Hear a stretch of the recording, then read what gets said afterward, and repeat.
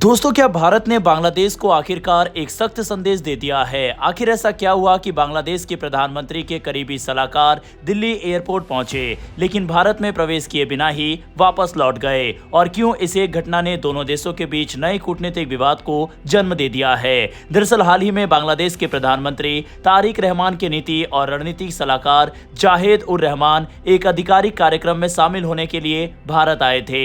उन्हें नई दिल्ली में आयोजित इंडियन ओशियन रिम एसोसिएशन यानी IORA की बैठक में हिस्सा लेना था। ये कोई निजी यात्रा नहीं थी, बल्कि बांग्लादेश के आधिकारिक प्रतिनिधिमंडल का दौरा था। लेकिन जैसे ही जाहिद उर रहमान दिल्ली एयरपोर्ट पहुंचे, वहां एक अप्रत्याशित स्थिति पैदा हो गई। इमिग्रेशन अधिकारियों ने उनके दस्तावेजों और एंट्री क्लियरेंस की अतिरिक्त जांच शुरू कर दी। सामान्य तौर पर यह प्रक्रिया कुछ मिनटों में पूरी हो जाती है, लेकिन इस बार मामला लंबा खिंच गया और उन्हें काफी देर तक इंतजार करना पड़ा। रिपोर्ट के अनुसार जाहिद उर रहमान का नाम पहले से ही भारतीय निगरानी सूची में मौजूद था। इसकी वजह उनके कई पुराने बयान बताए जा रहे हैं। जाहिद उर रहमान पिछले कुछ वर्षों में अपने YouTube चैनल और सार्वजनिक कार्यक्रमों में भारत को लेकर काफी तीखी टिप्पणियां करते रहे हैं। उन्होंने कई बार भारत की नीतियों की आलोचना की और कुछ ऐसे आरोप भी लगाए जिन्हें भारत में विवादित माना गया। यही कारण था कि उनके भारत पहुंचने पर अतिरिक्त सत्यापन की प्रक्रिया अपनाई गई। हालांकि यहाँ एक महत्वपूर्ण बात यह है कि उपलब्ध जानकारी के मुताबिक भारत ने उन्हें तुरंत वापस नहीं भेजा था। रिपोर्ट में कहा गया है कि जांच पूरी होने के बाद उन्हें एक बार की विशेष अनुमति देकर भारत में प्रवेश करने का विकल्प दिया गया था, लेकिन जाहिद उर रहमान ने स्वयं भारत में प्रवेश न करने का फैसला किया और वापस लौटने का निर्णय लिया। यहीं से यह मामला अंतर्राष्ट्रीय स्तर पर चर्चा का विषय बन गया। बांग्लादेश सरकार ने इस घटना पर नाराजगी जताई। ढाका में भारतीय एम्बेसडर को बुलाया गया और आधिकारिक तौर पर विरोध दर्ज कराया गया। बांग्लादेश के विदेश मंत्रालय ने इस घटना को दुर्भाग्यपूर्ण और अप्रत्याशित बताया। बांग्लादेश के अनुसार इन्हें कई घंटों तक भारत ने एयरपोर्ट पर ही रोका था, जिसके बाद ये खुद बांग्लादेश के लिए वापस लौट गए। बांग्लादेश के कई अधिकारियों का कहना है कि जब कोई व्यक्ति किसी आधिकारिक प्रतिनिधिमंडल का हिस्सा बनकर किसी अंतर्राष्ट्रीय बैठक में जा रहा हो, तो उसके साथ इस तरह की स्थिति नहीं होनी चाहिए। वहीं भारत की ओर से इस मामले पर कोई विस्तृत आधिकारिक बयान सामने नहीं आया है। अब सवाल उठता है कि आखिर जाहिद उर रहमान कौन है और उनका नाम इतना चर्चा में क्यों है? दरअसल वह केवल एक सलाहकार ही नहीं, बल्कि बांग्लादेश में एक चर्चित राजनीतिक टिप्पणीकार भी माने जाते हैं। उनके YouTube वीडियो और इंटरव्यू काफी लोकप्रिय है, लेकिन इसी के साथ उनकी पहचान एक ऐसे व्यक्ति के रूप में भी बनी है जो भारत को लेकर अक्सर कड़े और आलोचनात्मक विचार रखते हैं। कई विश्लेषकों का मानना है कि यही वजह है कि भारतीय एजेंसियों ने उनके मामले को सामान्य यात्रियों की तरह नहीं देखा।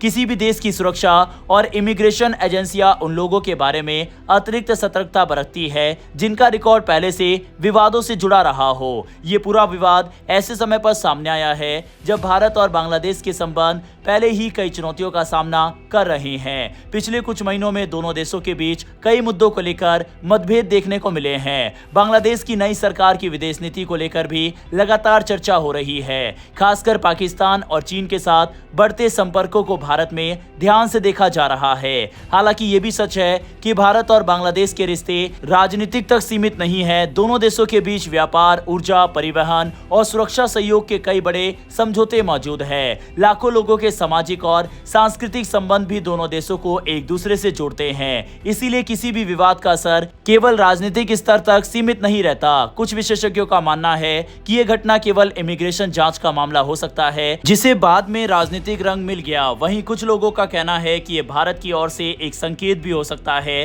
कि सार्वजनिक मंचों पर लगातार भारत विरोधी बयान देने वाले लोगों को लेकर सुरक्षा एजेंसियां अतिरिक्त सतर्क रहेंगी। दिलचस्प बात यह है कि इस पूरे मामले में सबसे ज्यादा चर्चा इस बात की हो रही है कि अगर जाहिद उर रहमान को आखिरकार प्रवेश की अनुमति मिल रही थी, तो उन्होंने भारत में आने से इनकार क्यों किया?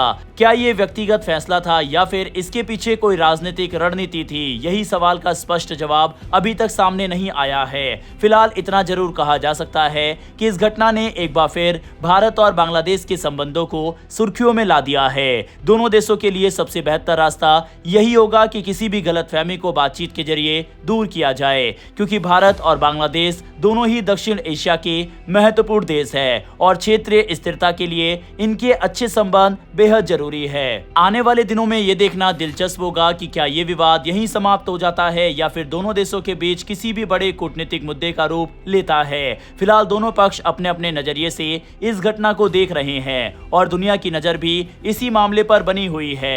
बहरहाल दोस्तों, इस पूरे मामले पर आपकी क्या राय है कमेंट बॉक्स में लिखकर जरूर बताइएगा। डेली ऐसी वीडियो के लिए नीचे दिए गए सब्सक्राइब बटन को प्रेस कर बेल आइकन को दबा ले, जिससे हमारी डेली ऐसी वीडियो आप तक सबसे पहले पहुंच सके। फिर मिलेंगे ऐसी एक नई वीडियो के साथ। धन्यवाद। जय हिंद, जय भारत।